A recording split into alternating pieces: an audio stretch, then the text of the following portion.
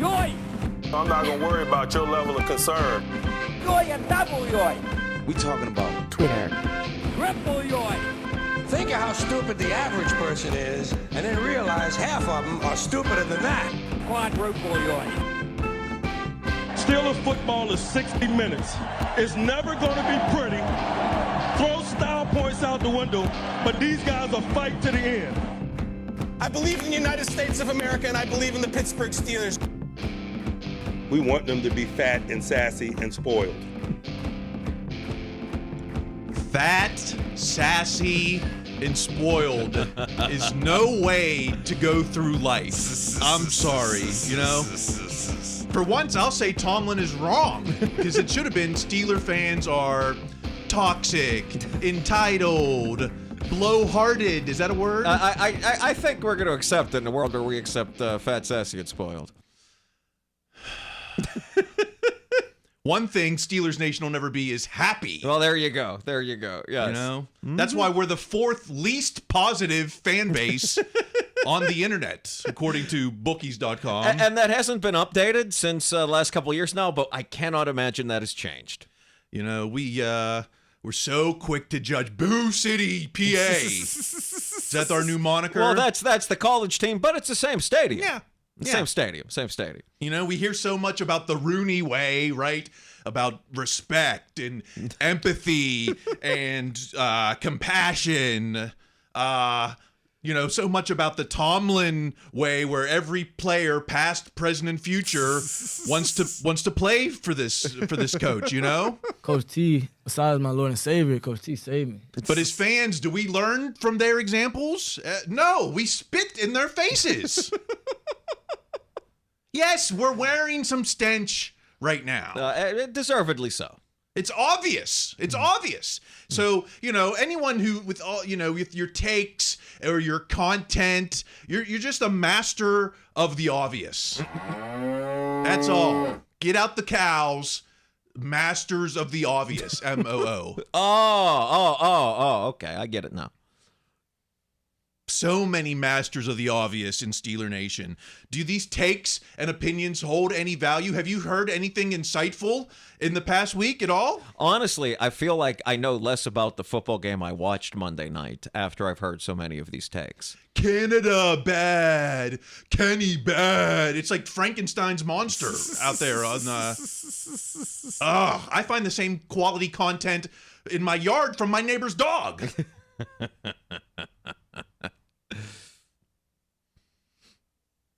You know, it's what Yin's talking about.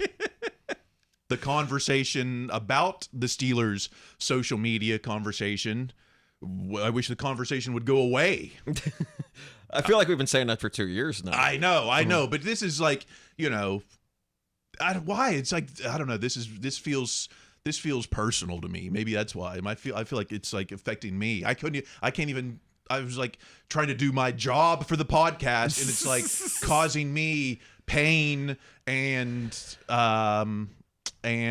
malfeasance. That's not the word I'm looking for. It's close enough, yeah. But I always worry about that for you. You know, I worry about you, the work you put into this, and having to go into these. I mean, there's the fever swamp. That's what it is. As this, you know, just these radiation zones. I'm Kyle Kreis. I'm here with Greg Benevent. Hello. On the ones and twos, center fielder number 18, the San Francisco treat, Andy Van. Go Niners.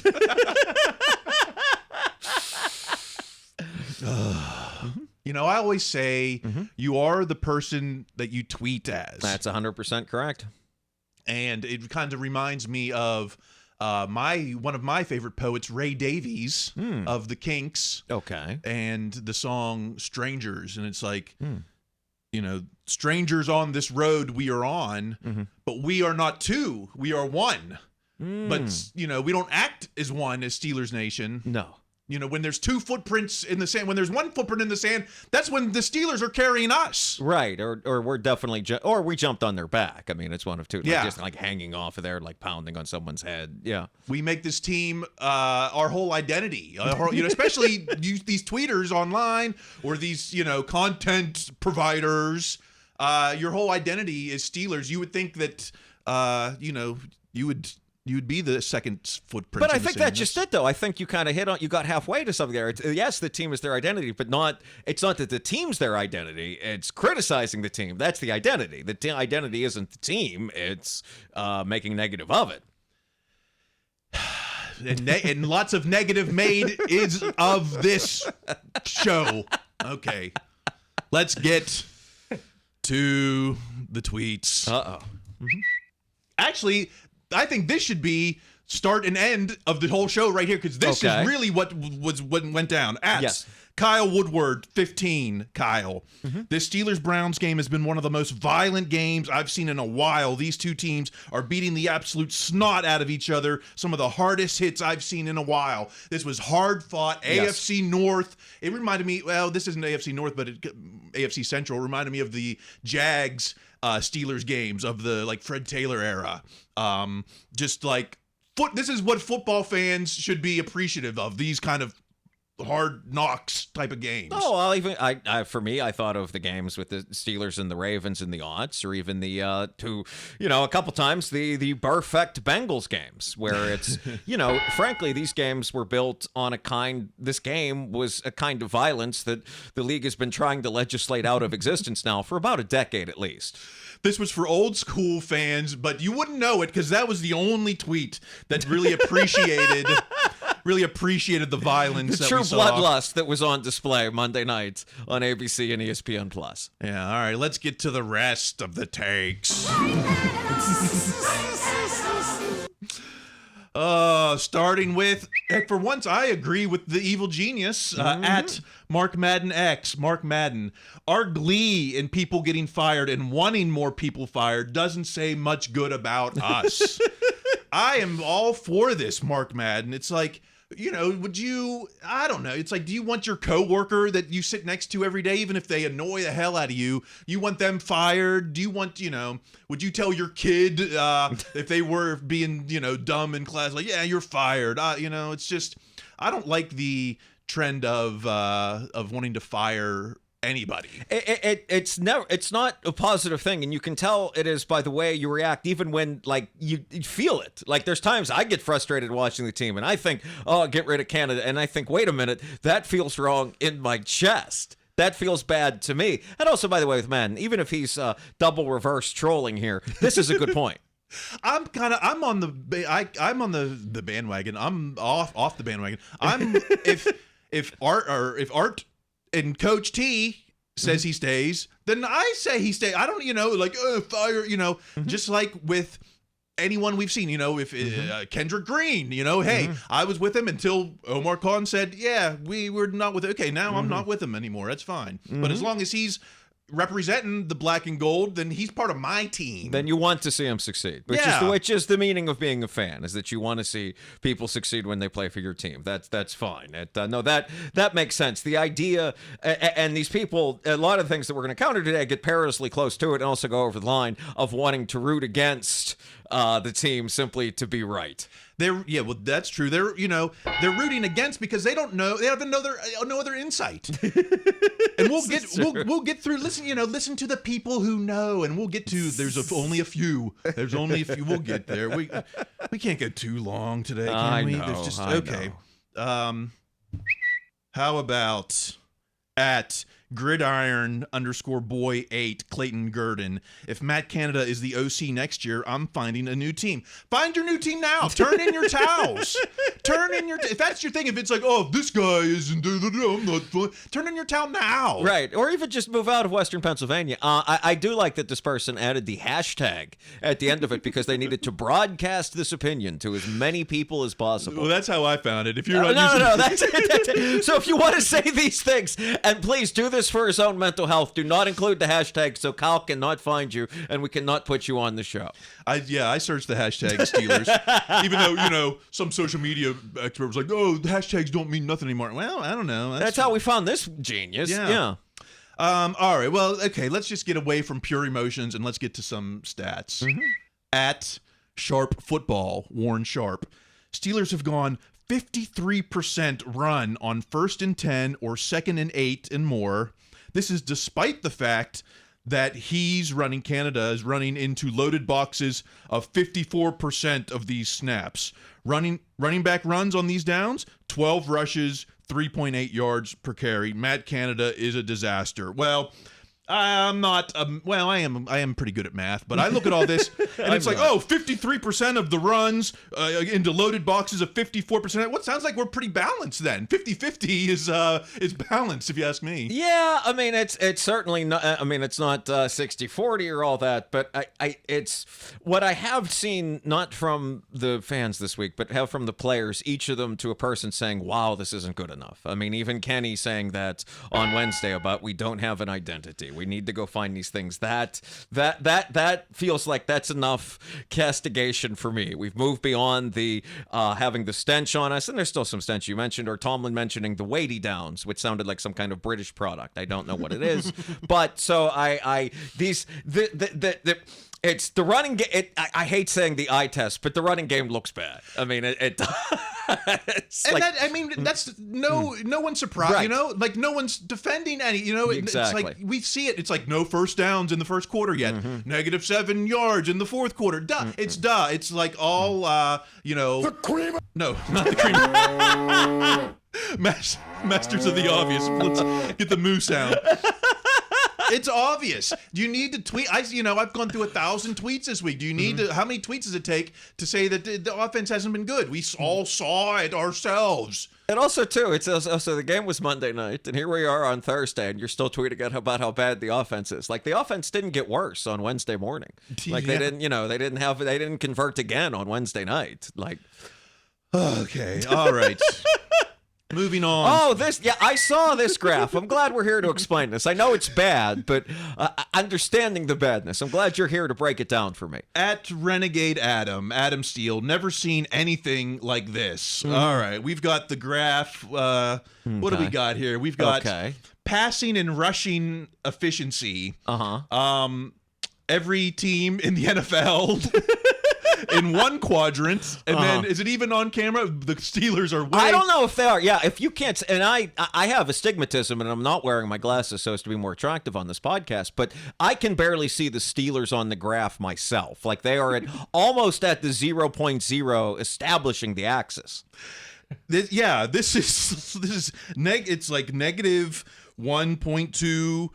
EPA per play drop back. I think that's passing. Okay, and then it's also almost a negative yard in rush EPA per play. So yeah, we're off the charts, and we're still 1-1. So if anything, I take this graph and I say, look at you, NFL. Like we're still in the mix, despite being pretty much. Mendoza. It's a good thing the logo is a circle because it makes an O. Like it establishes the 0 down in the corner. But I think this is something for them to grow from. I mean, the idea of them being much worse isn't necessarily possible. I mean, they could be. I mean, they could certainly do more turnovers. But the one thing that even the haters, as legion as they are, kind of did admit, the offense did look marginally better against the Browns. Again, in large part because they couldn't have looked much worse than they did against the Niners, but they did. I mean, there were the long plays, there were a few, some of the Warren runs, even another Najee run. So, I mean, it's the progress is not enough. This team has so far to go, but perhaps programs are in place to purchase peril from our day. He can keep my tombstone or whatever. I'll take the W. Taking the W. I don't care what graph you make. Make a bigger graph next time. Okay. How about at Scott Caxmar, Bienemy, Moore, Monken, Brian Schottenheimer, Bill O'Brien, Nathaniel Hackett would be upgrades too. Keeping Canada might go down as the worst mistake in Tomlin's career. I mean, I'm having a hard time thinking of too many Tomlin mistakes. Well, we've talked about this. Whatever the biggest mistake of Tomlin's career is, it's probably something we don't know. Like it's something that happens behind closed doors. It was someone they didn't sign, someone they didn't draft, something they could have done and chosen not to. I mean, it's not impossible that keeping Canada might go down as the biggest mistake in Tomlin's career, but that's in large part because Tomlin has a pretty fair amount of career left. Yeah, I mean, why? Because we didn't win a Super Bowl last year with a rookie quarterback. We didn't win a Super Bowl in Ben's last year where he was, a strong wind away from being knocked out forever. It's like, I just, it's hyperbole. It's hyperbole. And I mean, what about any of these names for offensive coordinator? I mean, I'm a Penn Stater. I don't want Bill O'Brien. No, I mean, Bieniemy did a marvelous job in Kansas City, and he has the Commanders playing better than most could have imagined. But I mean, it's probably easier with Mahomes and Kelsey. Yeah. Okay. Well, let's get to. Is there any Canada defenders? Yes. Who is it? The Fridge 53, Kendrick J. Green. People blaming play callers when they don't know a damn thing about football in the first place. It's crazy, laughing my ass off. Mm-hmm. Yeah, I like Kendrick Green coming to Canada's defense.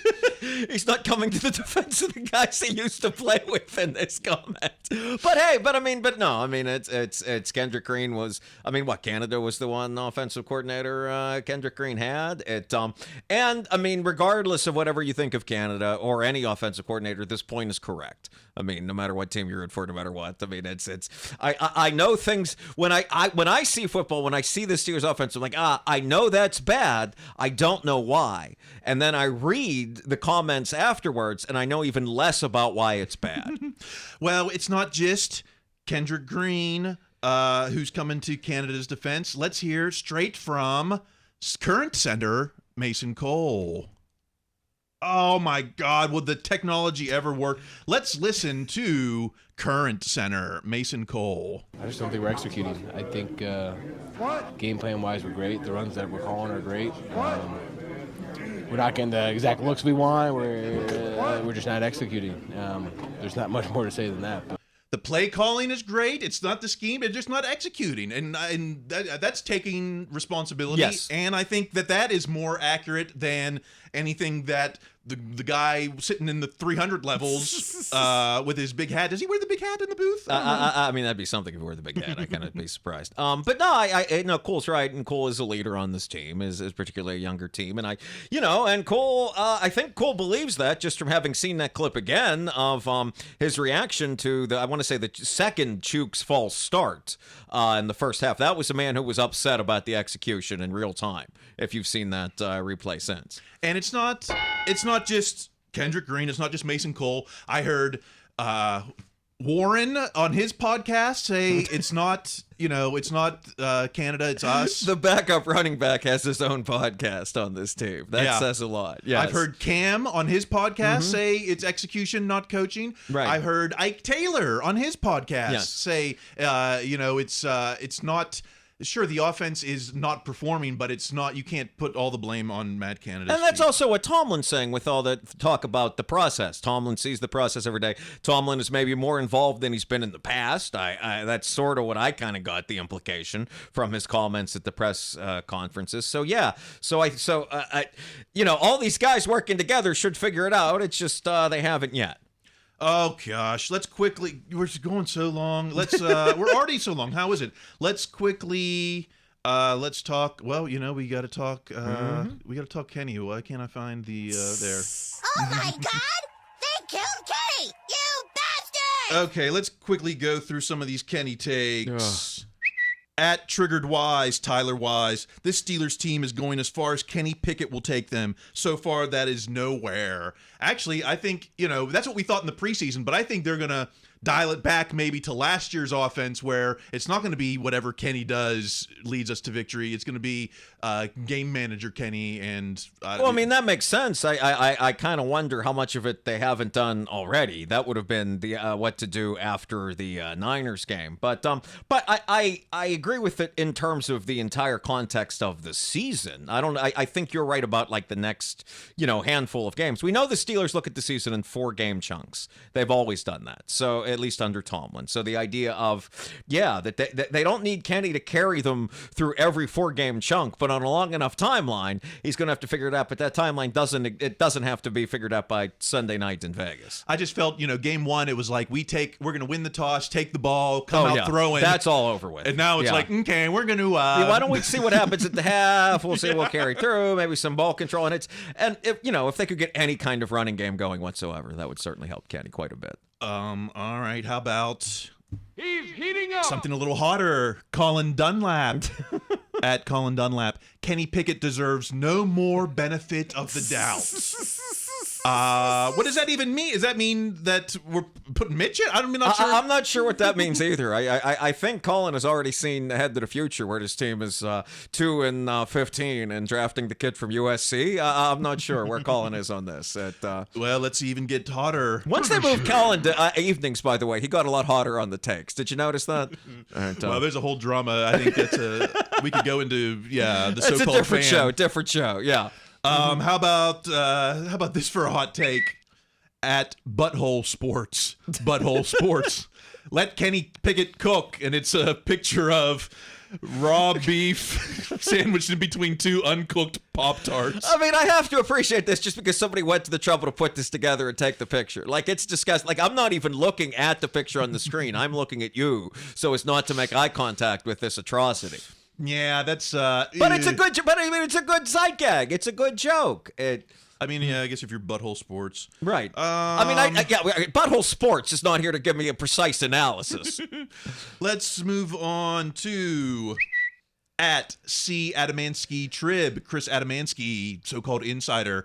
Kenny Pickett, NFL ranks among starting QBs. Passer rating 29th. QBR 30th, completion percentage 27th, yards per attempt 26th, etc., etc. TDs 26th. So you're telling me there's some quarterbacks out there worse than I thought Kenny was going to be like 32 across the board on these, or like at least in the 30s. The fact that only one of them was in the 30s is there. I mean, and the other thing that surprised not to defend Pickett's performance because it's been poor across 2 games. One thing I did not know: the Niners are probably the best defense in the league. That's certainly very plausible. What I did not know until after Monday night was apparently the Browns are up there in like defensive statistics too, which I would not have had. Like also one of the league's top defenses, which I did not see coming. All right, so he didn't urinate down his leg. Man, it's a great place to begin. Right? I mean, he might have if that guy had caught the interception on that first pass in the second half. That might have been urinating down the leg. That one to the sideline. The one where the Browns guy just like looked around, just like shell shocked. They didn't catch that, and I couldn't believe it either. Yeah. Okay, enough, Kenny. Let's go on to the O-line at Brioni Boy 12, Gern Blanston, former worst take of the year recipient. Oh, okay. Cole is getting punching glove emoji. Okay. Chuke's playing like he's in a wheelchair emoji. Moore is a sled emoji. The Samoan guy, he's just MIA. This is the worst Steelers O-line I've seen since 1971, and it's not close. Wow. I do think there might be the problems with the O-line might be 1A with maybe Kenny, but the worst O-line since 71? No. I was trying to think of some earlier. We were talking about this. I mean, perhaps it's too positivity, but I mean, it's hard to remember now for those of you that are younger, but they used to criticize the O-line that won Super Bowl 43 viciously. I mean, the only meme my father ever sent me in his life was Willie Colon celebrating on the sideline. He had his arms raised in victory, and someone had put in between his hands the words, "Despite me." Oh, and we were trying to figure that out. What was it? Max Starks. I thought it was Stark, Sean Mahan, which I still don't know how to pronounce. That was Cologne. Wasn't Stapleton on that team, and Kendall Simmons, and Kimi Atu, I think it was. But I mean, and that line won a Super Bowl, but they weren't good. And no, there's been a lot of bad O lines. I mean, I agree with you. I think the O line is the biggest problem right now. Worse than Kenny, worse than Canada, although it's all bad. I mean, that's the one thing that maybe I'm being a little optimistic because last year the O line did get better. I mean, that was one thing that appreciably happened. It took a long time for them to figure out whatever it is you have to figure out as an offensive line, but they did it eventually. This looks a lot like the way that O-line looked early last season when they also couldn't figure it out in those first few games. You're exactly right. Yeah, that's right. We just dealt with this a year ago, you know, and of course... Yesterday's a hard word for me. Right? It's so hard to remember our history there. Shoot. Let's go through some of these quicker. Okay. How about let's move on to at Joseph Money 73. Joseph Money. Steelers 2024 draft. Round 1 O-line. Round 2 O-line. Round 3 O-line. Is that where, I mean, it's week 3. Are we Right. This is the first one. This is the first draft. I mean, I can't believe it didn't happen after the Niners game. I really can't. But this is the first draft tweet. I mean, I'm old enough to remember when it was round 1 cornerback, round 2 cornerback, round 3 cornerback, round 1 defensive line, round 1 defensive tackle. I mean, I want the Steelers to win for so many reasons, not the least of which is that I don't want either of us talking about the draft until at least March. It's February. Yeah, March would be fine. January, anything other than soon. Yeah, anything after week 18 is okay. This is a first appearance for this at Steelers Legends. Steelers Legends. Mike Munchak maybe returns in 2024. That's right. The fix is getting Mike Munchak back. We couldn't get him last year. We couldn't get him 2 years ago. Just let the poor man be with his family. He's done his duty. He's done his job. It's going to be 30 years from now. We're going to be on the moon, and they'll be like, can they resurrect Mike Munchak? Can they get a hologram of Mike Munchak to coach the O-line? The AI of can we get a robot with AI Mike Munchak? Yeah. You can have the AI look like he did when he played, as opposed to when he was the old man and coached. Yes. One last thing on the O-line. Let's end on a positive note. At MP Fraser, Mike Fraser, Myles Garrett was made a non-factor again by checks notes Dan Moore Jr. again. Now, PFF gave him you beat me to it. A 0 or something. Right, and gave Garrett the highest grade of any player in the game, 91.3. But watching that game, I sure wasn't cursing Dan Moore's name. I didn't hardly see him at all. Well, I think, and I could be wrong about this. Maybe I don't mean to give PFF or Myles Garrett any credit whatsoever. Maybe they're going it by running game, but Garrett he had 1 tackle, so it's not like he was in there blowing up Najee 6 or 7 times. Yeah. So maybe the run blocking was bad. I know the run blocking was bad because it was all bad, but the pass blocking, particularly in terms of Myles Garrett, who's still probably a Hall of Famer, was very good by Dan Moore's standard. Again, that's how I watched the game. I thought, Garrett didn't hit Kenny, and then I read the grades the next day, and I knew less about the thing I had seen with my own eyes. I'll take the grade every week if it's a win over the divisional opponent. Exactly. And again, maybe the best pass rusher they still see. The rest, now that Bosa and Garrett are both, they'll see Garrett again. But, that might be the best ones they get this entire season. I'd say what you will about Dan Moore, but he might have the gabagool. He might have it. I don't know. He's not. They're not benching him this week. I don't think. Chooks might not have the gabagool. More Jones might go to Chooks' side, getting false starts at home. I remember 2 years ago that was his problem. I mean, it's all right. Let's get to the second half because we've gone long as always. Coming up in the second half, hey, the blame game isn't just Canada and Kenny. We're gonna blame Con.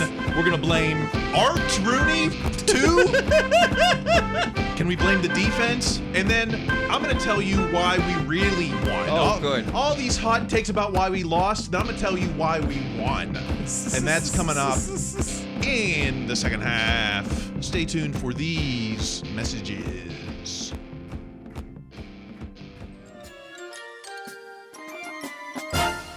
Oh, who are the people in Yin's neighborhood? In Yin's neighborhood, in Yin's neighborhood. Say, who are the people in Yin's neighborhood? The people who will tweet each day. Oh, hi there, fellow Yinzer. Hello. You look like a Pittsburgh Steelers fan. I've been a fan my entire life. Wow, so who's your favorite player? Just one? I don't know, maybe TJ or Minka or Najee. Well, what about Coach? Coach Mike Tomlin. Yeah, you know the standard is the standard and things of that nature. Tomlin should be fired. Fired? Isn't that a bit much? I don't think so. Oh, Tomlin is not the reason why he's never had a losing season. Just because he's won a Lombardi doesn't mean it wasn't Cowher's team. 'Cause a Tomlin hater, someone in Yin's neighborhood. In his neighborhood, I'm in his neighborhood. A Tomlin hater, someone in Yin's neighborhood. A person who will tweet each day. I'll see you around. All right. Hey, watch it. Where you going? To a fire? Ah, fire Tomlin. No, cut that out. Tomlin's not the problem. Thank you. The problem is the quarterback. This guy is the worst starting quarterback in Steelers history.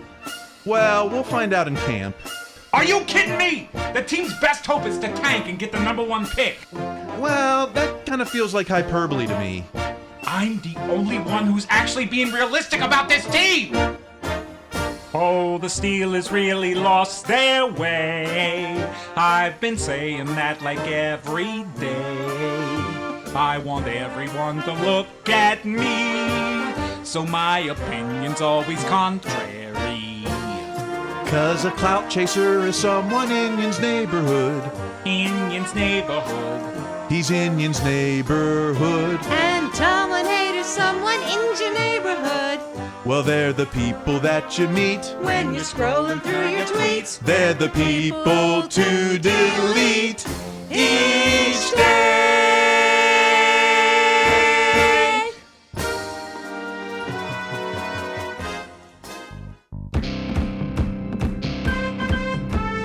All right, it's the second half of what Jin's talking about.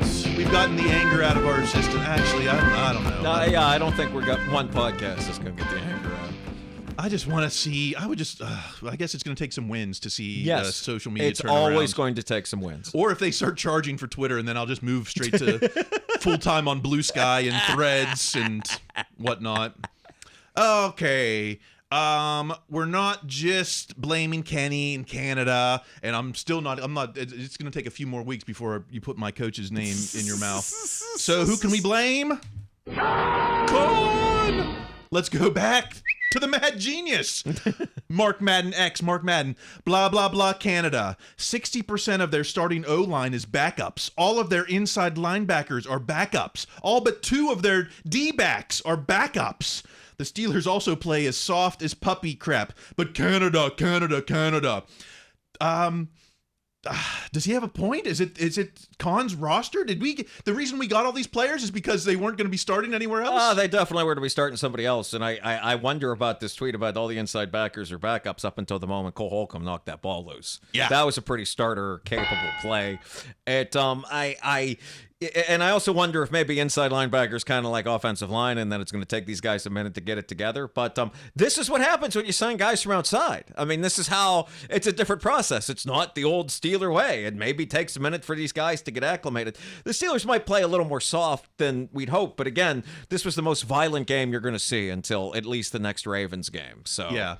And, they brought up, all the fans should be happy, they finally brought up 300-pound Brendan Fehoko, who's just going to stand there and stop every run. He's going to stop Josh Jacobs just by being big, presumably. That's still, it's a long time without Cam Hayward. That's my biggest fear. It's like, man, even if this offense gets it together, November is Thanksgiving is a long time away from now.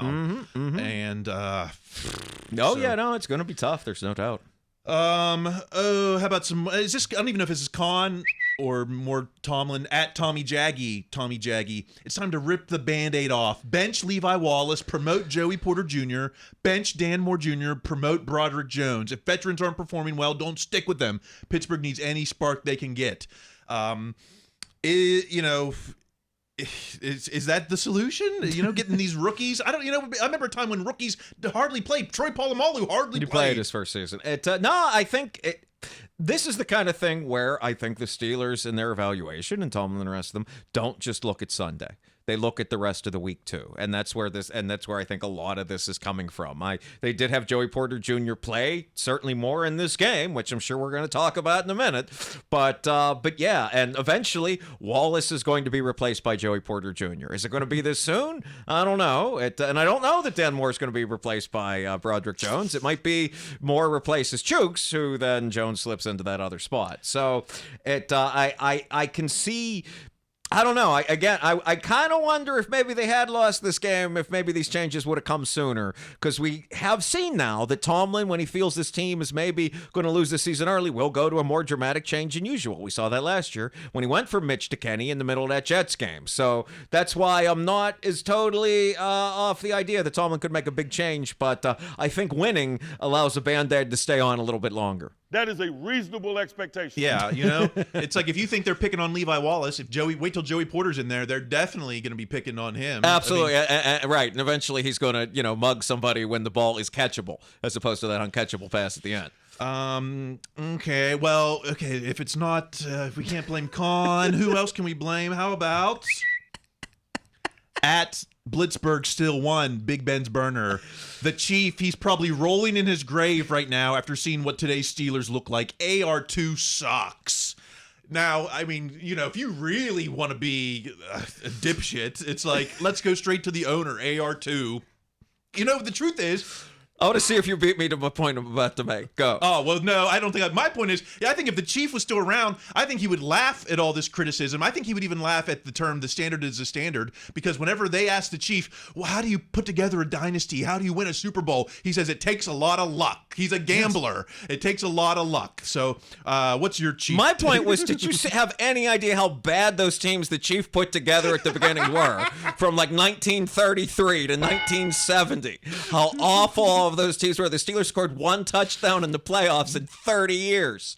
No, I don't even think they scored it. That's right. The Immaculate Reception's the first touchdown. They went to one playoff game where they were shut out in the first 30 years of their existence. The Chief would think, wow, these guys are amazing. This is great. This picture of the Chief looks like he's looking at this man's tweet while someone explains to the Chief what Twitter is. Oh, gosh, yeah. Well, if the Chief was around today, he'd be on those FanDuel commercials like, place your bet today. And there are some stories. I won the Steelers with gambling money. Yeah, maybe inside info. I don't know. Maybe I went to... who's the Giants owner? Mora? Mora, yeah. Maybe Mora. I got the tip from him about who was going to win, and I used that to buy a team. I don't know. We accept Bitcoin. Yeah. And, okay, well, can we talk about... We always focus on Oh, gosh, wrong sign. We always focus on offense. Let's talk defense. At Cincy Suave to Santori Miles. Minka hurt himself playing dirty. It's... This was my favorite take of the week.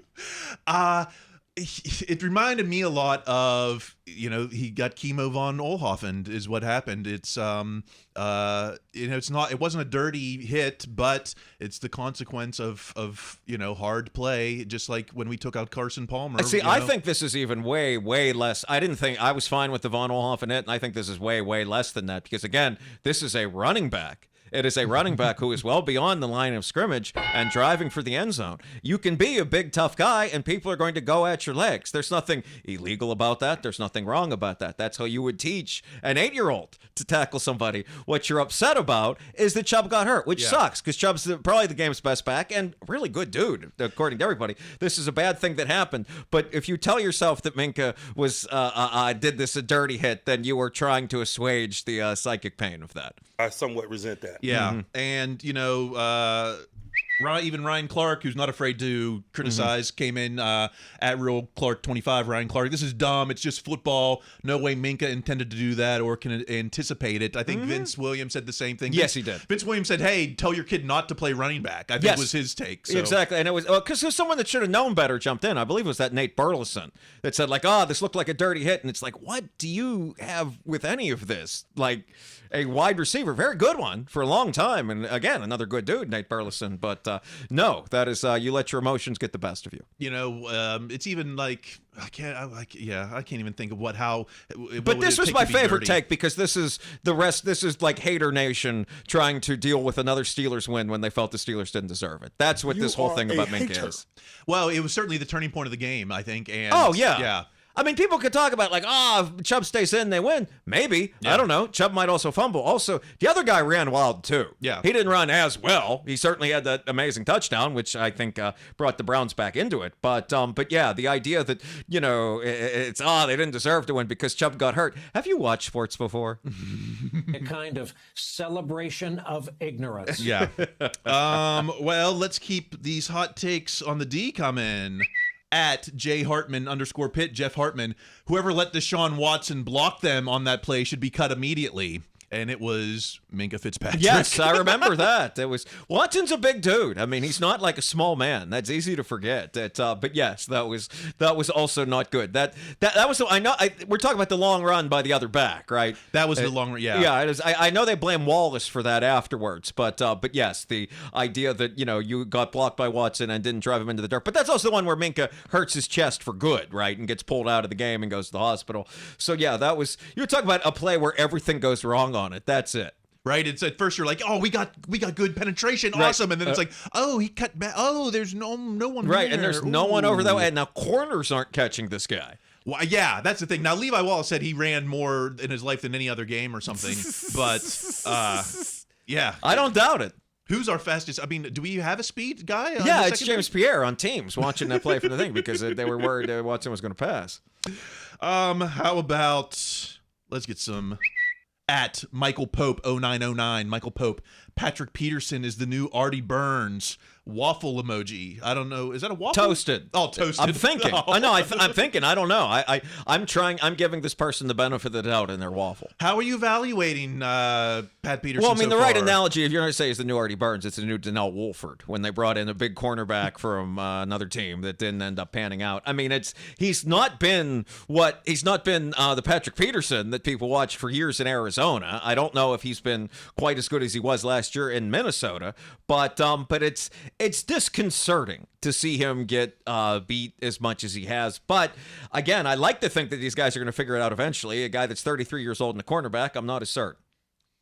Yeah, I mean, it's like I feel like it's Joe Hayden's last year. If he can just give us 2 games where it's like, oh, he had the game-winning play, right? Where he makes that tackle like against the Titans, where Hayden held that guy by like a blade of grass from converting. Yeah. Mm-hmm. Let's get even hotter. Heating up. At T. Tuco, Thomas Tuco, Wallace out there looking like Lima Swede. That's not even the same position. How did you make this analogy so badly? I think he did drop a pick in the end zone. Yeah, but that's not the Limus's biggest drop wasn't in the end zone. It's the AFC title game against the Ravens. He dropped it so badly he hurt himself in the play. But no, I mean there's so many bad Steelers corners you could have gone to, and you chose a wide receiver. This is even if I agreed with you about how bad Levi Wallace looking, he did look pretty bad. And a lot of this, I cannot give you any credit for picking the wrong position.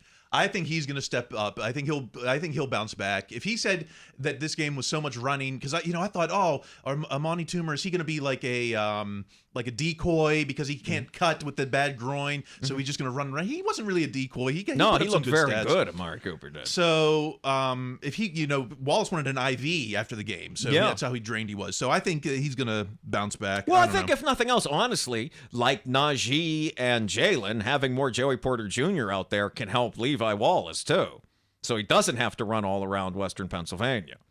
And how about the hottest take? Finish him. We'll go to at Linder Show Miami, John Linder. Steelers' worst cornerbacks in the NFL for about the 10th year in a row. What? I'm thinking, I can't even, 10 years ago, 2013, I don't even know. Is that Cortez Allen? Was that, who was on that team? Was that, when was Antoine Blake? Because he was a fighter, but not very good. Again, I know I shouldn't say this, but this guy's Twitter icon looks like he's here to give me dating advice. I know that's not what I should say, but still. But no, I mean, but corners have been a problem in Pittsburgh in the first place. That's why Levi Wallace and Patrick Peterson are here, because they couldn't draft and develop corners.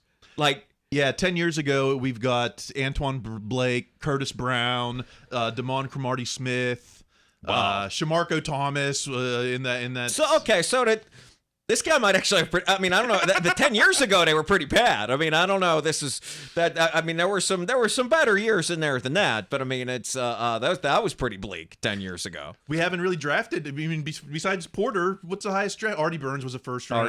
Artie Burns was a high draft pick. The kid, family grew up Browns fans. Michigan State didn't pan out. It was Lane. It was whatever his name was. He was a 3rd round pick. Curtis Brown was a 3rd round pick. I mean, they've drafted them in the middle rounds. It's just been very bad. I mean, some Joe Hayden years weren't horrible. No, but again, that's just it. They go draft Joe Hayden, the guy that was the 6th overall pick or something when he went to Cleveland. Well, let's talk about it. We talked about it a little bit, but how about at Jazry Football, JPA Football. True or false, this pass breakup by Joey Porter Jr. should have been called pass interference. You can't see it in this picture. Oh, no, he rips his shoulder blade off. Yeah, he got a little jersey there. But uncatchable ball. Ball? The only thing I could see if you wanted to argue it was a holding call and 5-yard penalty, automatic first down, I could see that argument. But again, this play is not why the Browns lost this game. If this had gone the other way and the Steelers lose and this penalty and it goes against it, you can't say it all comes down to one penalty in the end. I'm sorry. This is the world trying to deal with the psychic pain of the Steelers winning a game they don't think they should have. And what was he? They did give up a 3rd and long at one point. Who was that on? I think that was on Levi Wallace. Though. That might have been on Levi Wallace. I mean, there was. Actually, they were playing like They were playing like quarters, and then the linebacker was supposed to play the sideline. I don't know. I'm not one of those experts. Is that enough to say about? Oh gosh, how about something positive about the defense? Because of course we've got at Popcorn Giggles Ben. TJ Watt may go down as the greatest Steeler of all time. He's incredible. So even though Highsmith was Defensive Player of the Week, Watt was certainly a force to be reckoned with. Absolutely. And Watt called Highsmith over for his post-game interview. I thought that was a very nice touch. Yeah. And I just, I was the first to say that TJ Watt is on pace to go down as the greatest Steeler of all time. So he's going to need some rings. I mean, it just gets to go by the Hall of Fame argument. I mean, TJ should get. I mean, the great players get into the Hall of Fame even without rings. But to be in that greatest Steeler thing, I mean, you know, with the standard being the standard, you kind of have to win some championships for that. But certainly plausible. Okay, all right. All right. Let's talk about why we really won, because everyone wants to see Kenny, Canada, blah blah blah blah. But let's talk facts. Why did we really win? First up, at WizTim55 Scarecrow, best game of Percy Harvin's career, 4 punts inside the 10, and the key hold on a bad snap for one of Boswell's, field. And this might be. We might be saying this for the next 15 weeks, is that field position is going to be a game changer, especially with the relying on defense. It might be Percy Harvin, team MVP. And he was incredible. I mean, and especially on a week where he was challenged by his coach in the press conference. How often does that happen, that you are personally called out for a poor performance by your coach, and then you go out there and then you're the hero? I mean, this game justified drafting him. It really did. I mean, it's because you saw so many people say, oh, this was why we get $70 million to Highsmith was worth it. Okay, this is why a 7th round pick for Harvin was worth it. And the one kick that was like literally out at the one, it was like straight out of a video game. Right. Yeah. I mean, it looked fake. Like it was incredible. There it is. May as well get it in there. Finally. Why else did we really win? At Blitzburg. Browns fans burning the terrible towel. Steelers better show up tonight. When are they ever going to learn? You don't mess with the terrible towel. Back to TJ Hushmanzada, back to Lendale White for the Titans. You mess with the towel, you get the horns. I mean, look, there's a lot of football teams I hate, and I've certainly said and done things I regret, but I can't imagine, all right, I'm at this game, I'm ready to go. Let's set something on fire in the parking lot right by my car before we go in. Preferably after I and the people around me are drunk.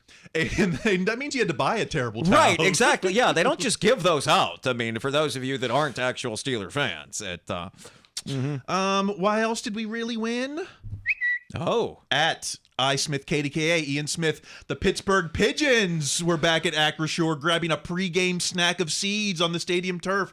I think we're 3-0 now when the Pigeons hit the field, starting back to last season. So the seeds are the seeds that are actually supposed to grow the field? What seeds are they eating? I don't know. Okay, because it either means A, they're eating the seeds that are supposed to grow this field where people have been getting injured, or B, somebody's like, all right, let's get the pigeons back, throw some bird seed out on this professional football stadium. I find the former easier to believe than the latter. Right? It can't be, I mean...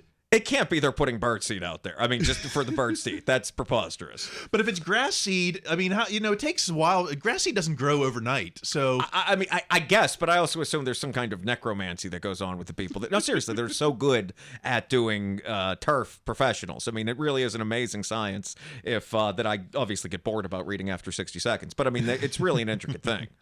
Well, why else did we really win? At Carter Critiques, Christopher Carter, Renegade, strikes again. It did. So we're still unsure if they played it in game one. I don't think they might have. They shouldn't have. So, Renegade is... Now, it didn't lead to a 3-and-out, but it did lead to TJ's... the touchdown. TJ's touchdown. Yeah, and it's and games that are especially big or especially going badly, they'll play it twice in the fourth quarter. But this one, hopefully they didn't have to. They definitely play. I think they just played it for the one that led to the touchdown. Was there any other one more reason why we won? One more reason. At Steelers, Pittsburgh Steelers, looking Michael good. Keaton in the house, looking good. The pride of Castle Shannon. Yeah, right. He does look good there, and he looks better than he did in Flash. Oh, dude, I hated Flash. I know. My mom and I made it halfway through it, and we saw him, and then we turned it off. Yeah, he was the best part of Flash. Yeah, you can't lose a game with Michael Keaton in the house, right? He doesn't. The Pirates have done it enough times. The Steelers don't have to do it too. I think the Pirates won when he was. Oh, did they? Thank goodness! Thank goodness. But he doesn't come to every. He's like, he's got to be the biggest Steelers celebrity, right? Yeah, he's still bigger than Joe Manganiello. Yeah. I'm trying. Yeah, I mean, there's that weird. Remember the tweet with Robert Downey Jr. where he was like, "I'm here with Jack Lambert's cousin. I just sent a shield to Cam Hayward." Yeah, and we're all like, "What?" Like, but he's not. But Manganiello and Keaton grew up in Pittsburgh. I mean, Robert Downey Jr. certainly did not. Keaton has been repping Pittsburgh since the Jim Leland era. Right, exactly. If not even earlier. Yeah. Mm-hmm.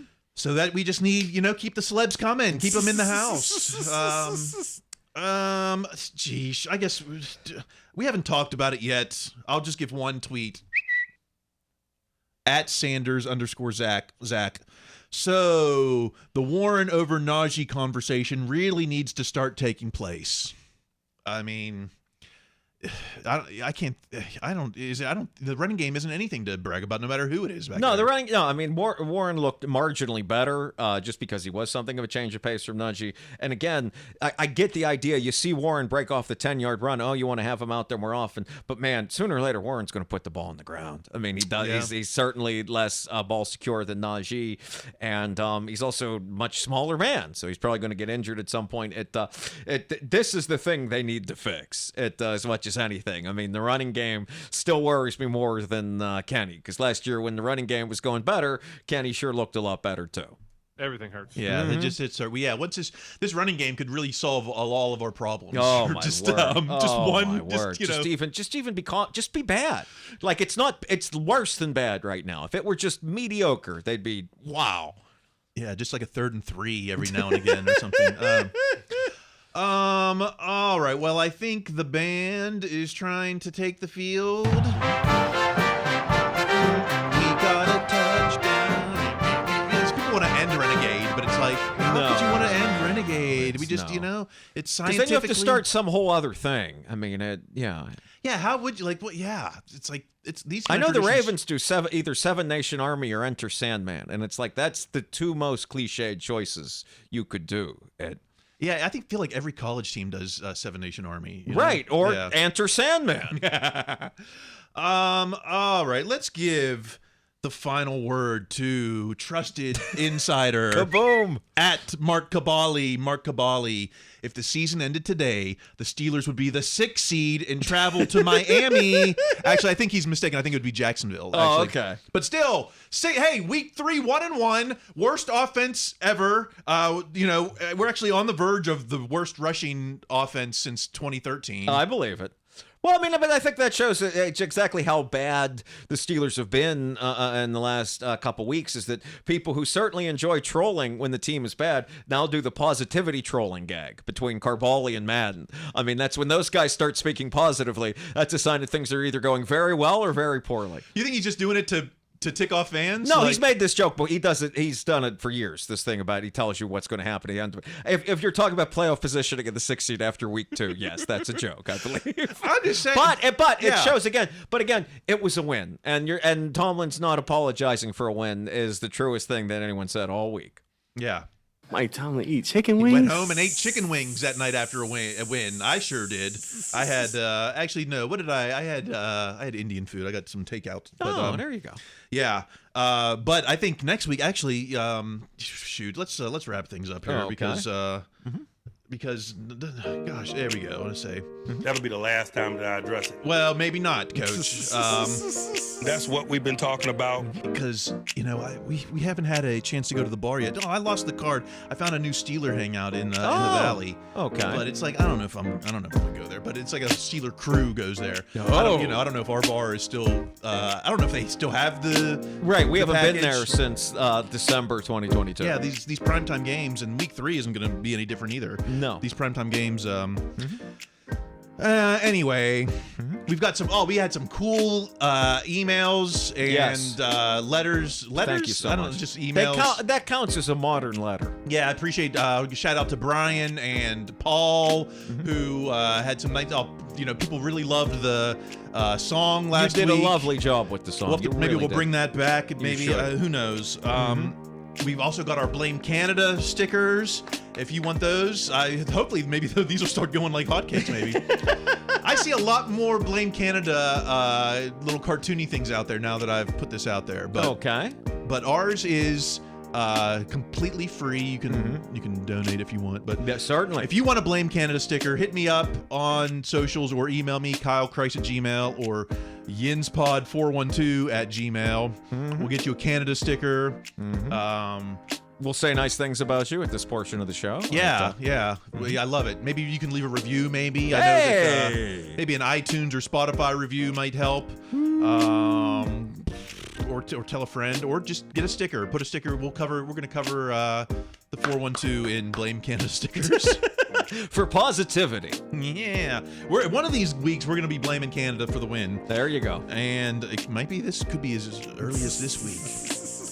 Anyway, I'm on social media. I'm like Twitter. Now I'm doing Threads and Blue Sky. Wow, you are a beast. But TikTok is where I like to play, so follow me at Kyle Chrice. Greg, where are you at? Predominantly Instagram, but you can find me in other places at Greg Benevent, B as in Bravo, E-N-E, V as in Victory, E-N-T. So if you're, out there feeling sassy and spoiled, drop a line to us. There you go. Entitled, toxic, fat. All right. Until next week, when we're 2-1. See, I'm never going to say these things at the end of this podcast. No. Keep listening to your coach. Be their best selves. That's going to be required. Stay in school.